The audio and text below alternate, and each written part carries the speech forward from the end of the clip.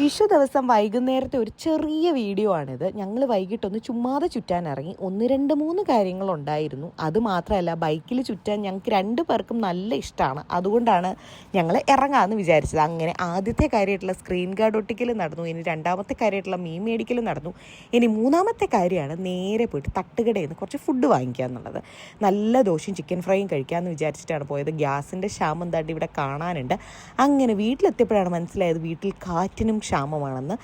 ഫാനിൻ്റെ കപ്പാസിറ്റർ പോയി എന്നുള്ള രാത്രിയാണ് നമ്മൾ റിയലൈസ് ചെയ്യുന്നത്. അങ്ങനെ ഞങ്ങൾ മുകളിൽ പോയിട്ട് കിടക്കാമെന്ന് വിചാരിച്ച് മെത്തയൊക്കെ അറേഞ്ച് ചെയ്ത് ജാനിക്കുട്ടനെയൊക്കെ എടുത്തുകൊണ്ട് ഞങ്ങൾ ഇതാണ്ട് മുകളിലേക്ക് വന്നു.